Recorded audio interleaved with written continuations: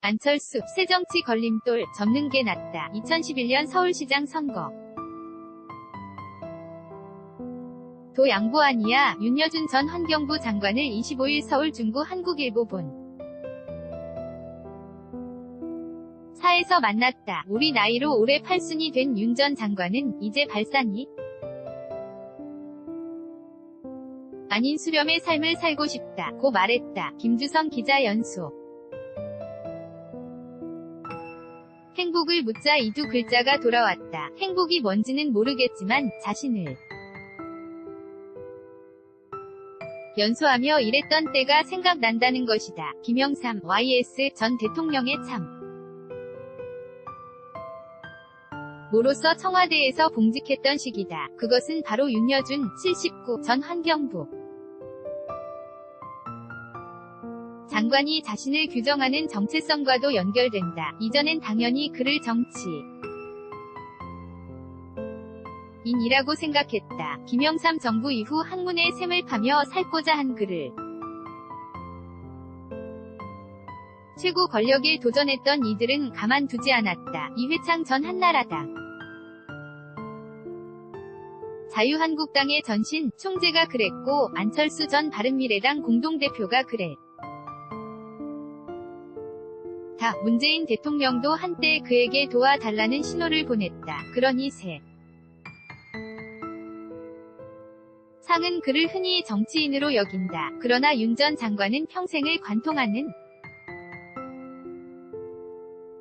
단어로 공인을 택했다. 공인이란 책임지는 사람이다. 국민의 녹을 는 공직의 무게만큼 사회에 환원하며 살고자 하는 의지가 그 두 글자에 껴있다. 연소 역시 그렇다. 의미 없이 타기만 하는 현상을 연소라고 하지. 는 않는다. 윤 전 장관의 말이다. 사람을 우주 궤도에 올리는 건 로켓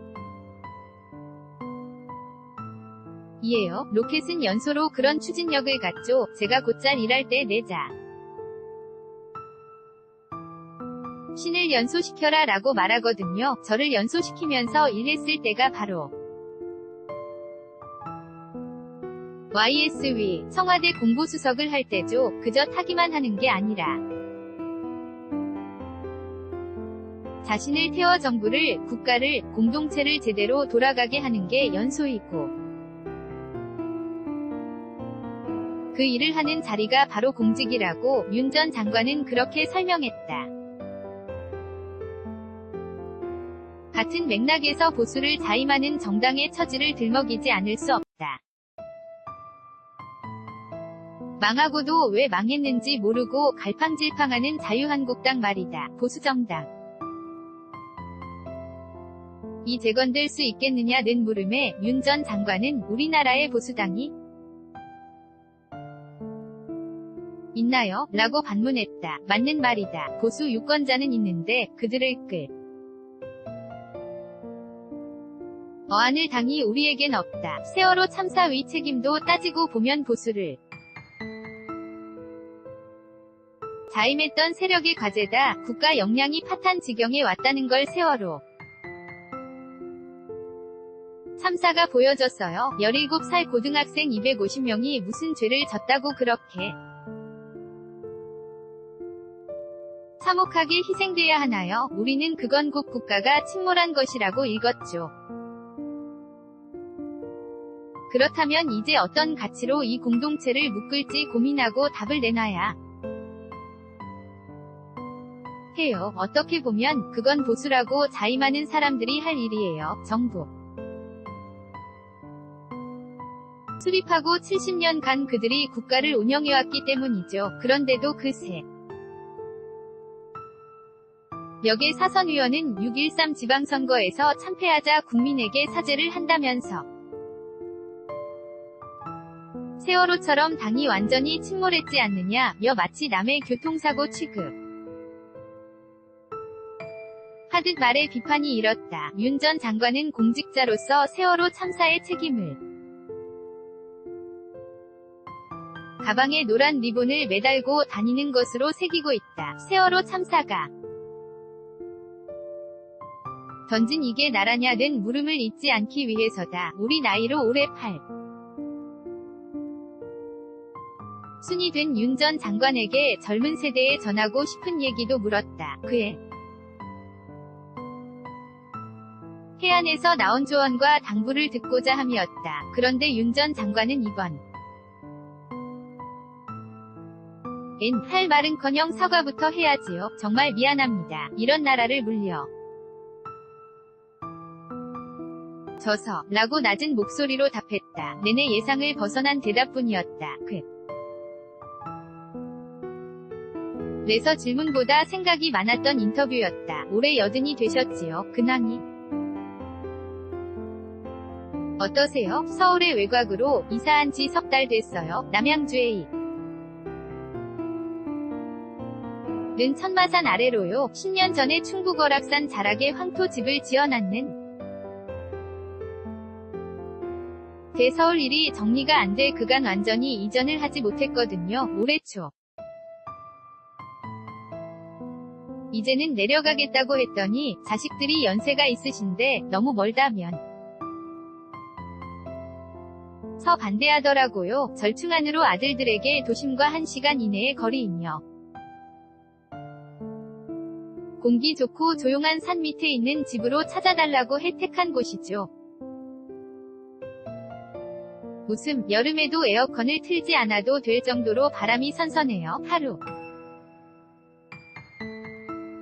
종일 책 보다가 오후 3, 4시쯤엔 산에 들어가서 숲속 나무 그늘에 있다 나오곤 하죠. 아이들이 제잘거리는 소리도 아주 기분 좋게 들리고요. 왜 올해 서울을 떠나겠다고 생각하신 건가요? 사람이 나이를 먹으면 생의 마지막 시기를 어떻게 살아갈지 생각하게 되잖아요. 돌이켜보니 근 10년 동안 끊임없이 떠들며 살았더라고요. 물론 다른 욕심이 있어서 가 아니고 하도 말하는 사람이 없으니 나 같은 사람이라도 해야 하는 거 아닌가 하는 생각에서 또 민주시민으로서 사회 문제에 참여해야 한다는 생각으로 그랬죠. 그런데 지나고 보니 아는 것에 비해 너무 떠들어서 참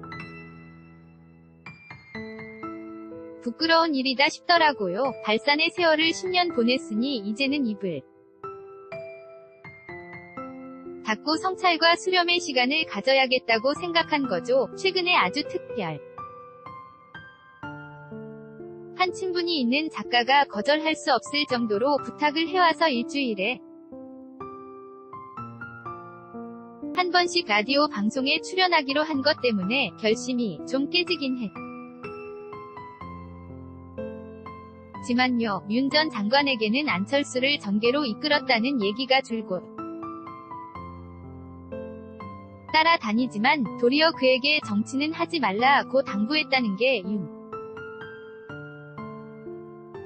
전 장관의 설명이다. 김주성 기자 처음부터 묻기엔 까다로운 얘기지만 대목에서 안철수 전 대표가 생각났다. 안 전 대표와의 연 또한 어찌 보면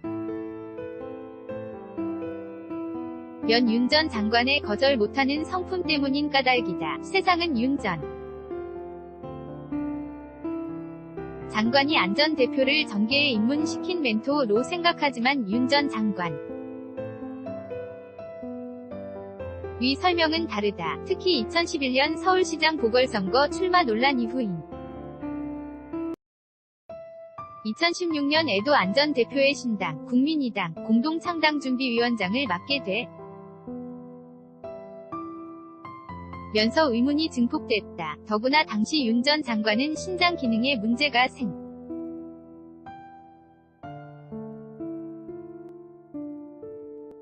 도와 안철수 아닌 각별한 싸이인 이태규 때문 -2016년에 안 전 대표를 왜 또 도우셨나요? 당시 병원에 입원해 있었어요. 절대 안정을 취해야 할 때라 담당 의사가 면회도 금지했죠. 그때 안 전 대표가 만나고 싶다는 요청을 계속 해왔어요. 위사가 결국 3분 만이라는 조건을 고 허락을 해줬죠. 안 전 대표가 두 손으로 내 팔을 잡고 도와달라. 이름만 쓰게 해달라고 했지만 도저히 내가 할 수 없는 상태였기 때 문에 답하지 않았죠. 그런데도 참여하게 된 건 이태규 현 바른미래당 의원 때문이에요. 보통 그를 동생과 자식의 중간 정도쯤 되는 이라고 표현하곤 하죠. 그 이태규가 부탁을 하는데 어떻게 거절을 하나요? 살다 면 어쩔 수 없이 욕먹을 일을 할 수밖에 없는 때가 있기도 하죠. 태규 의원은 윤 전 장관이 1998년 서울시장 선거에 한나라당 후보로 선 최병렬 캠프에 어쩔 수 없이 합류했을 때 핵심 실무자로 동고동락 했다. 그때 한 팀이었던 권영진 대구시장도 윤 전 장관과 깊은 인연을 이어오고 있다. 사람들은 윤 전 장관께서 안 전 대표를 정치의 길로 이끈 걸로 생각하죠. 안 전 대표와 2010년 청춘 콘서트를 할 때도 그 사람에게 정치는 하지 말라고 말했었죠. 안 전 대표도 정치는 절대 안 한다고 하더라고요. 그래서 제가 그럼 우리가 정치를 바꾸는 운동 은 할 수 있겠다고 했죠. 그러다가 어느 날 안 전 대표가 서울시장 보궐 선거에 나가면 어떻겠느냐고 했고 안 전 대표의 성품을 잘 아는 법륜 스님 등 주위에서 만류했지만 뜻이 강했어요. 어쩔 수 없이 와주려고 했지만 이번에는 또 갑자기 가족들이 거세게 반대해서 안 되겠다고 하더라고요. 안 전 대표가 당시 박원순 무소속 후보, 현 서울시장 개 아름다운 양보를 한 것으로 알려졌는데요. 이미 언론에서는 안 전 대표가 출마를 할 것으로 보도하던 시점이었어요. 그런데 안 전 대표는 출마를 않겠다고 하니 그럼 시민 후보를 지지한다고 선언하라고 조언을 해줬죠. 그래서 박원순 시장 지지로 이어진 거예요. 최근 사석에서 만난 던 김종인 전 더불어민주당 비상대책위 대표도 비슷한 말을 했다. 당시 안 전 대표가 야권 단일 후보 자리를 양보한 것이 아니라는 것이다. 2011년 김 전 대표가 윤 전 장관, 최상용 고려대 명예교수, 법륜 스님과 함께 새 정치를 위한 신당을 추진하려고 준비할 때 안 전 대표를 만난 이를 설명하면서다. 안 전 대표를 두고 대단한 전문가라고 해서 서너 번 만났지만 그때마다 묻는 말에 제대로 답을 하지 않아 답답했다. 하루 는 총선에 나가보는 게 어떻겠느냐는 말을 했더니 국회가 하는 일도 없는데 국회의원을 해서 뭐하냐는 식으로 말을 하더라. 는 것이다. 김 전 대표는 당시 뭐 이런 사람이 다 있나 싶어 나는 이만 가보겠다 면서 자리를 박차고 나왔다고 한다. 김 전 대표는 서울시장 보궐선거 출마 논란 때도 곁에 있던 윤 전 장관이 하는 수 없이 불출마하려면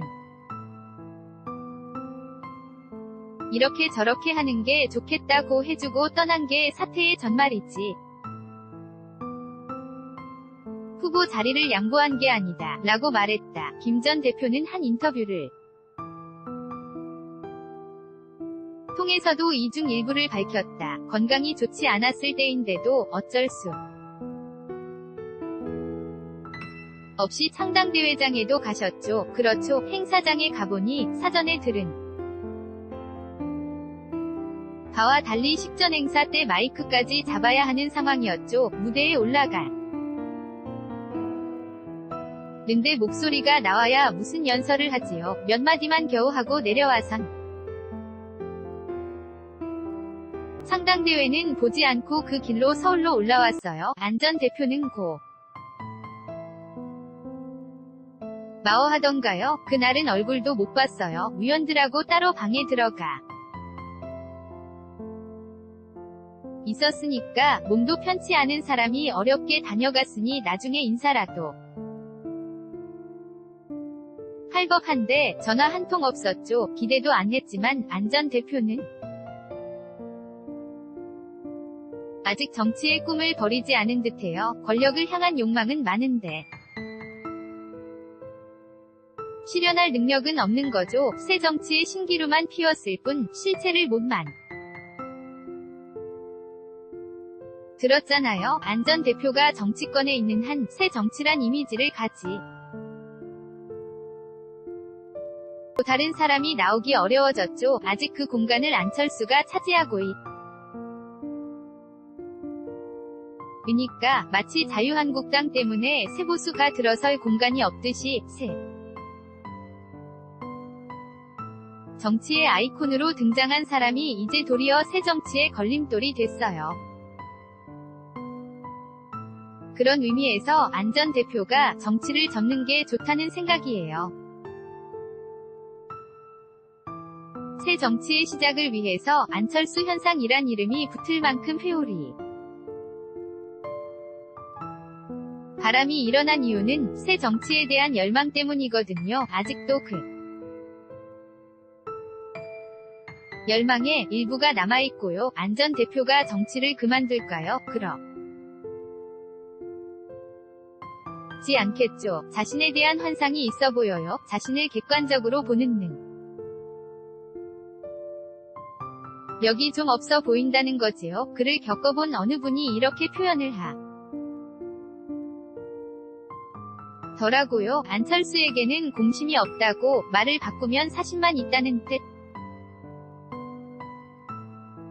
아니겠어요? 표현이 절묘하다고 생각했어요. 공심이 없으면 민주적 리더십을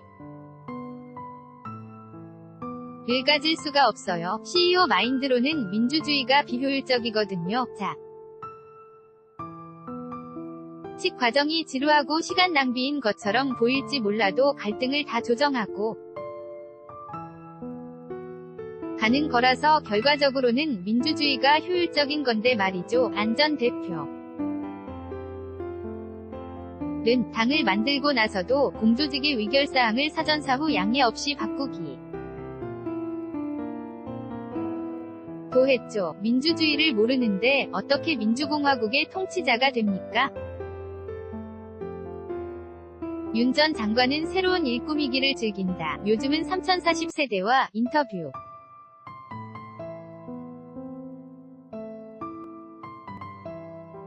전문지 창간 준비, 내가 뭘 안다는 생각거리면 유연해져. 만날 때 마다 누구하고도 대화가 되는 분이라는 생각이 들어요. 그 연세에도 유연한 사고를 유지하는 비결이 뭔가요? 지금도 30, 40대와 자주 만나고 또 함께 일하기도 하는데 아무 주제나 다 대화가 되는 게 신기하다고들 해. 참 다행이라고 생각하죠. 내가 뭘 안다고 생각하면 안 돼요. 선친 한 학자 윤석호 선생께서 늘 그러셨거든요. 공부는 평생 하는 거다. 공부를 하면 할수록 모른다는 걸 알아서 겸손해지는 법이야. 30대 친구들과 얘기하다 깜짝 놀라기도 하죠. 내가 생각해보지 못한 관점으로 정치 현실 을 분석할 때가 있거든요. 나보다 저 친구가 낫다 싶은 거죠. 그러니 정말 공자 말씀이 맞아요. 마이너스 30, 40대와 함께 하신다는 일은 무엇 인가요? 인터뷰 전문 잡지를 만들어요. 상간호를 내기 전에 시제품 격인 영호를 7월 중에 내려고 해요. 저까지 4명이 상근 멤버죠. 디자이. 너, 브랜드 컨설턴트, 영상 전문가 같은 본업이 다 있는 친구들이에요. 돈. 일 벌기 쉽진 않겠지만 분명히 이런 이색적인 인터뷰 잡지를 원하는 마니아 층이 있으리라는 기대로 만들고 있어요. 영호의 주제는 무엇인가요? 주류 속의 비주류가 보는 세상이에요. 제가 인터뷰어이자 인터뷰이로 참여 했죠. 경제, 남북관계, 역사, 정치 분야의 교수, 학자, 기자를 인터뷰 했어요. 다 하고 나니까 편집장 격인 친구가 또 저를 인터뷰하겠다고 해서 인터뷰이로도 나가게 생겼어요. 웃음. 윤 전 장관은 본래 1966년 동아일보 기자로 사회에 첫 발을 내디뎠으니 42년 만에 귀환이라고 해. 야 할까? 당시 수습기자 시험에서 장문 점수가 합격자 중 가장 좋았다는 평을 들었다고 한다. 그 때문인지 입사 직후 윤 전 장관은 신동아로 발령이 났다. 3년 뒤엔 신문으로 복귀시켜 원하는 부서에 보내주겠다. 는 약속이 지켜지지 않아 경향신문 정치부로 털을 옮겼지만 만 11년을 기자로 일한 뒤 김성진 당시 문공부 장관의 제안으로 해외공보관으로서 직에 몸을 담게 된다. 유신 시절 어차피 기자 노릇을 제대로 할 수 없는 시기였다. YS와의 운명적 인연이 그때 예정된 건지도 모르겠다. YS위 청와대에 들어가게 된 계기는 무엇인가요? 정치부 기자 시절 야당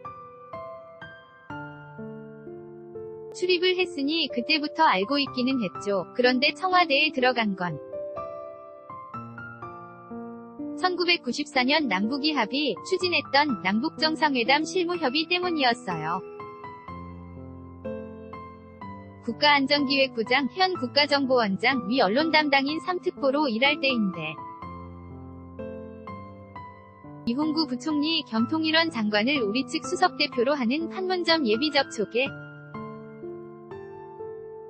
저도 참여하게 됐어요. 남북관계 담당은 1특보였지만 북한과 담판을 해야 한다는 점, 사후 언론 브리핑 등을 고려한 결정이었죠. 당시 김영삼 대통령은 이 부총리에게 미리 2가지 원칙을 당부했어요. 김일성 주석이 고령이니 굳이 서울에서 하지 않아도 된다. 내가 평양에 가면 된다. 또 평양에서 1박을 해도 되니 회담 횟수를 못 박지 말라는 것이었죠. 당시 윤 전 장관도 북측 인사와 담판을 할 기회가 있었던 거군요. 홍구 부총리 겸 통일원 장관과 북측의 김용순 당 비서 겸 통일전선부장이 만나서 첫 회담을 한 뒤에 별도의 실무 접촉을 할 때도 제가 갔거든요. 판문점에서 실무회담을 2번 했는데 북측과 남측에서 번갈아 가면서 그때 휴전선을 넘어가 봤죠. 당시 북측에선 이후 외무상을 지낸 남순이 나왔어요. 당시 회담을 청와대도 지켜보고 있었을 것이다. 들을 건 들어주고 무시할 건 무시하며 상대의 페이스에 말리지 않고 끌고 가는 윤 전 장관의 모습이 YS는 상당히 흡족했던 모양이다. 진흙 속에서 줄을 건졌다는 칭찬을 했다는 후문이다. 이틀간의 회담을 마치고 오니 안기 부장이 아주 잘했다. 대통령 각하가 굉장히 칭찬을 하더라. 마도 반드시 중용할 것으로 생각된다고 하더군요. 윤 전 장관은 늘 참 모진의 귀를 열어두고 끊임없이 동기부여를 했으며 노고에 고마워할 줄 알았던 김영삼 전 대통령 덕에 자신을 연수하며 일할 수 있었다고 회고했다.